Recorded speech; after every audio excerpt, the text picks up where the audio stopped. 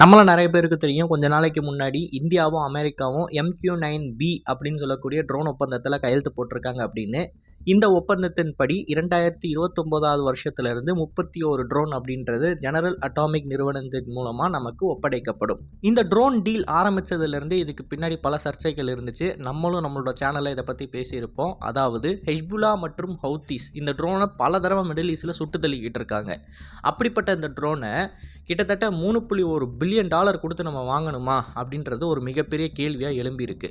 So அந்த கேள்விக்கான பதிலையும் இந்த ட்ரோன் எந்த அளவுக்கு நமக்கு முக்கியன்றதையும் தெளிவாக அந்த காணொலியில் பார்க்க போகிறோம். நான் உங்கள் ஆகாஷ், தமிழ் பொக்கிஷம் வழங்கும் டிபி டிஃபென்ஸ். முதல்ல இந்த ஒப்பந்தத்தோட வேல்யூ அப்படின்றது கிட்டத்தட்ட 3.5 பில்லியன். இந்த 3.5 பில்லியன் டாலர்ஸுக்கு நம்ம இந்த ட்ரோனை கண்டிப்பாக வாங்கியே ஆகணுமா அப்படின்ற கேள்விக்கான பதில் நம்ம தேடுறதுக்கு முன்னாடி 1999 என்ன நடந்துச்சு அப்படின்றத நம்ம புரிஞ்சுக்கணும். 99 இந்தியாவுக்கும் பாகிஸ்தானுக்கும் நடுவில் நடந்த போரில் பாகிஸ்தானிய இராணுவம் நம்மளோட இந்திய பொசிஷன்ஸில் எந்தெந்த இடத்துல ஆக்குபை பண்ணியிருக்காங்க அப்படின்றது நமக்கு தெரியலை.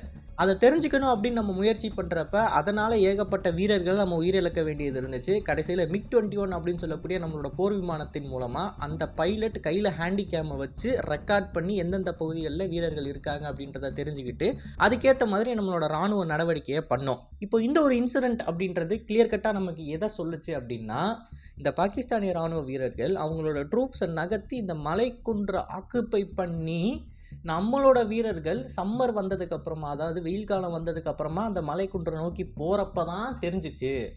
அவங்க ஆக்குப்பை பண்ணி பல மாதங்கள் இருந்தும் அது நமக்கு தெரியலை அப்படின்றது நமக்கு தெளிவான ஒரு விஷயம். ஸோ அதை எப்படி தெரிஞ்சுக்கிறது அப்படின்னா, அதற்கு நமக்கு சர்வைலன்ஸ் அப்படின்றது ரொம்ப ரொம்ப முக்கியம். சர்வைலன்ஸுன்றப்ப விமானங்கள் மூலமாக நம்ம பண்ணலாம், சேட்டலைட்ஸின் மூலமாக பண்ணலாம். உடனடியாக அந்த டைமில் இருந்த கவர்மெண்ட் என்ன பண்ணுறாங்க, கிட்டத்தட்ட 26,968 கோடிக்கு 51 சேட்டலைட்டை லான்ச் பண்ணுறாங்க. இது முழுக்க சர்வைலன்ஸுக்கு தான். அதில் 20 சேட்டலைட் ISRO உருவாக்குவாங்க, 31 சேட்டலைட் நம்மளோட ப்ரைவேட் செக்டார்ஸ் உருவாக்குவாங்க. இப்போ இந்த ஒரு சர்வேலன்ஸ் சேட்டலைட் மூலமாக தான் பண்ண முடியுமான்னு கேட்டிங்கன்னா கிடையாது, ட்ரோன்ஸின் மூலமாகவும் பண்ண முடியும். மிடில் ஈஸ்டில் அந்த காலகட்டத்தில் அமெரிக்கா ட்ரோன்ஸை பயன்படுத்தி ஏகப்பட்ட சர்வைலன்ஸில் ஈடுபட்டாங்க. தீவிரவாதம் அப்படின்னு சொல்கிறப்ப அந்த முக்கியமான தலைவர்கள் எல்லாத்தையுமே தூக்குறதுக்கு அவங்க இந்த ட்ரோன்ஸின் மூலமாக பல கட்ட ஸ்ட்ரைக்ஸை பண்ணாங்க.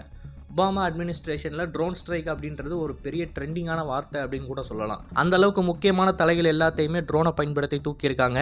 அதில் அவங்க பயன்படுத்தின ட்ரோன்ஸ் தான் MQ அப்படின்னு சொல்லக்கூடிய வேரியன்ட்ஸ். MQவில் MQ-9A, MQ-9B, MQ அப்படின்னு சொல்லி ஏகப்பட்ட வேரியன்ட்ஸ் இருக்குது. அதில் ரொம்ப அட்வான்ஸ்டான ஒரு வேரியண்ட் இப்போதைக்கு இருக்கிறது என்ன அப்படின்னு பார்த்தீங்கன்னா MQ-9B அப்படின்னு சொல்லக்கூடியது. இந்த MQ-9Bயில் நேவிக்குன்னு சொல்லி தனியாக ஒன்று வச்சுருக்காங்க, ஏர்ஃபோர்ஸுக்கு தனியாக வச்சுருக்காங்க. ஸோ இந்த 31 ட்ரோன் டீலில் 16 ட்ரோன்ஸ் அப்படின்றது 8 பிரிஞ்சு ஏர்ஃபோர்ஸ் மற்றும் ஆர்மிக்கு ஒப்படைக்கப்படும். அண்ட் இன்னொரு 15 ட்ரோன் அப்படின்றது நேவிக்கு முழுக்க ஒப்படைக்கப்படும். சி கார்டியன் மற்றும் ஸ்கை கார்டியன் அப்படின்ற 2 வேரியண்ட். ஸ்கை கார்டியன் நேவிக்கு, ஸ்கை கார்டியன் ஆர்மி மற்றும் ஏர்ஃபோர்ஸுக்கு. இப்போ இந்த ட்ரோனை யூஸ் பண்ணி சர்வேலன்ஸ் பண்ண முடியும் அண்ட் முக்கியமான சில தலைகளை தூக்க முடியும் அப்படின்றது நமக்கு தெரியும் இல்லையா. இந்த ட்ரோனு நம்மளோட முக்கியமான LOC மற்றும் LAC பகுதியில் ஏன் நமக்கு தேவைப்படுது, ஏன் உள்நாட்டு தயாரிப்பு இல்லையா அப்படின்ற ஒரு கேள்வி நமக்கு வருது. உள்நாட்டு தயாரிப்பு அப்படின்றப்ப நம்மக்கிட்ட மேல் UAVs தான் இருக்குது. அதாவது மீடியம் ஆல்டிடியூட் லாங் என்டூரன்ஸ் அப்படின்னு சொல்லக்கூடியது.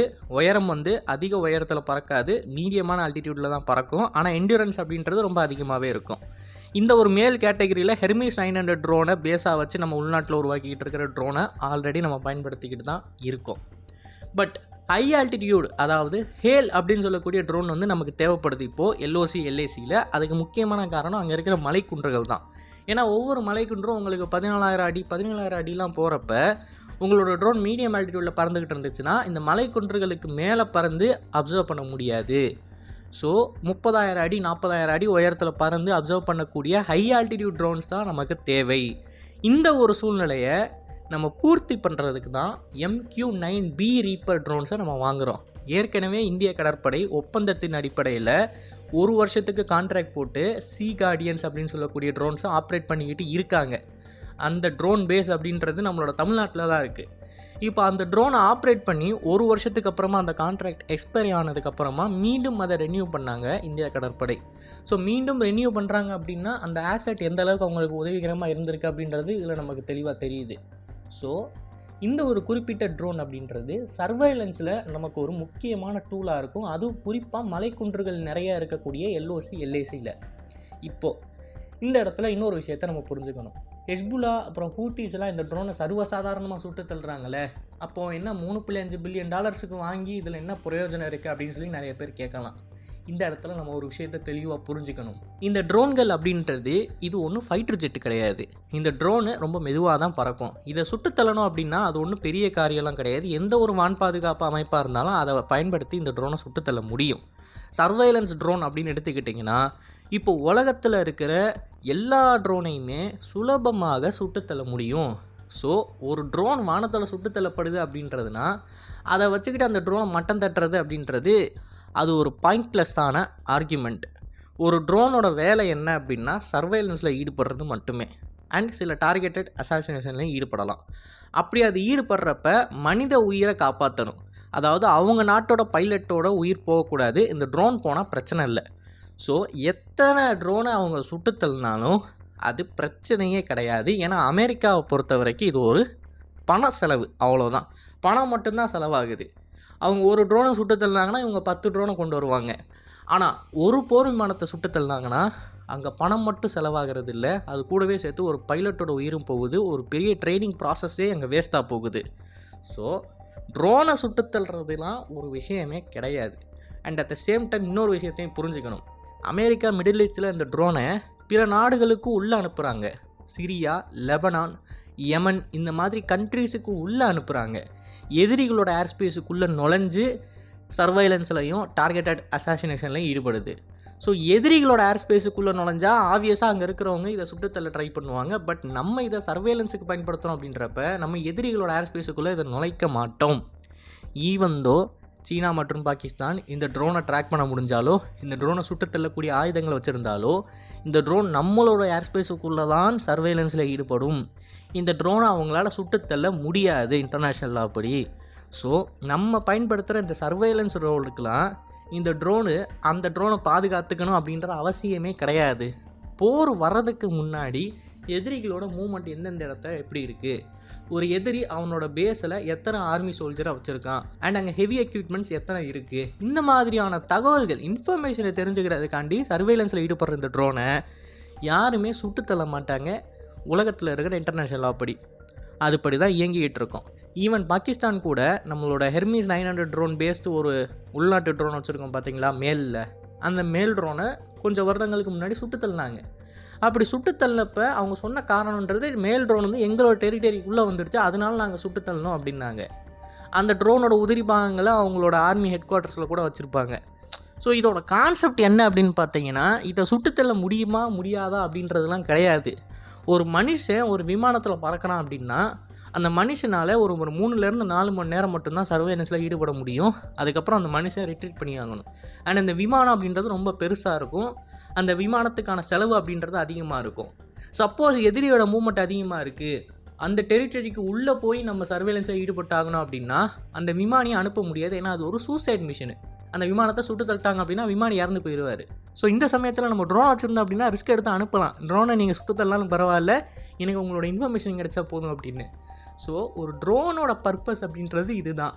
ஒரு ட்ரோனை சுட்டு தள்ளுறது மூலமாக அந்த ட்ரோனை மட்டம் தட்டுறது அப்படின்றது அது ஒரு பாயிண்ட்லெஸ்ஸான ஆர்கியூமெண்ட். பட் இப்போ வரைக்குமே இந்த ட்ரோனோட கேப்பபிலிட்டிலையும் இந்த ட்ரோன் நமக்கு கிடைச்சா நமக்கு எந்த அளவுக்கு அட்வான்டேஜ் இருக்கும் அப்படின்றதுலையும் எந்த விதமான சந்தேகமும் இல்லை.